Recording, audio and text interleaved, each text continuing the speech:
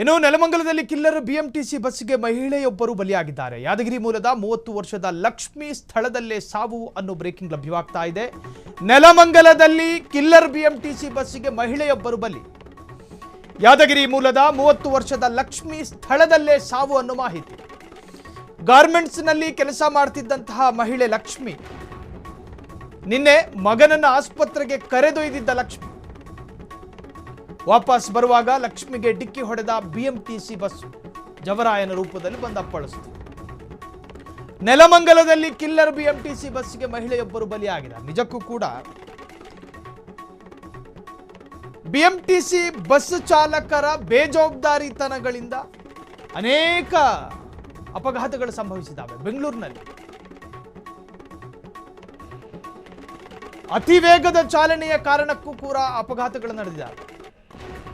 ಇದು ನೆಲಮಂಗಲದಲ್ಲಿ ನಡೆದಿರುವಂತಹದ್ದು. ನೆಲಮಂಗಲದಲ್ಲಿ ಬಸ್ಸಿಗೆ ಮಹಿಳೆ ಬಲಿಯಾಗಿದ್ದಾರೆ. ಯಾದಗಿರಿ ಮೂಲದ ಲಕ್ಷ್ಮಿ ಮೃತ ದುರ್ದೈವಿ. ಗಾರ್ಮೆಂಟ್ಸ್ನಲ್ಲಿ ಕೆಲಸ ಮಾಡ್ತಿದ್ದ ಮಹಿಳೆ ಪಾಪ ಮಗನನ್ನ ಆಸ್ಪತ್ರೆಗೆ ಸೇರಿಸೋದಕ್ಕೆ ಬಂದಿದ್ರಂತೆ. ಲಕ್ಷ್ಮಿ ಊರಿಗೆ ಹೊರಟಿದ್ರೋ ಏನೋ, ದುರಾದೃಷ್ಟವಶಾತ್ ಬಿಎಂಟಿಸಿ ಬಸ್ಸಿಗೆ ಸಿಕ್ಕಿ ಹಾಕಿ ಮಹಿಳೆ ಸಾವನ್ನಪ್ಪಿರುವಂತಹದ್ದು. ಬಿಎಂಟಿಸಿ ಬಸ್ಸಿನ ಅತಿ ವೇಗದ ಕಾರಣ ಅದೆಷ್ಟೋ ಅಪಘಾತಗಳು ಸಂಭವಿಸಿದಾಗ ನೋಡಿ.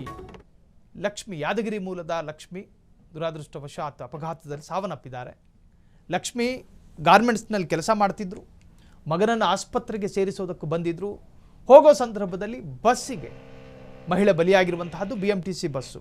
ಇನ್ನು ಈ ಹಿಂದೆಯೂ ಕೂಡ ಸಾಕಷ್ಟು ಬಾರಿ ಬಿಎಂಟಿಸಿ ಇಲಾಖೆ ಚಾಲಕರಿಗೆ ಪ್ರತ್ಯೇಕವಾದಂಥ ಒಂದು ಕ್ಯಾಂಪೇನ್ ಮುಖಾಂತರವಾಗಿ ಅವರ ಚಾಲನೆಯ ಬಗ್ಗೆ ಜಾಗೃತಿ ಮೂಡಿಸುವಂತಹ ಪ್ರಯತ್ನಗಳು ನಿರಂತರವಾಗಿ ನಡೀತಾ ಇದೆ. ಬೇರೆ ಬೇರೆ ಸರ್ಕಾರ ಆಡಳಿತಕ್ಕೆ ಬಂದಾಗಲೆಲ್ಲವೂ ಕೂಡ ಈ ಪ್ರಯತ್ನಗಳಾಗ್ತಾ ಇದೆ.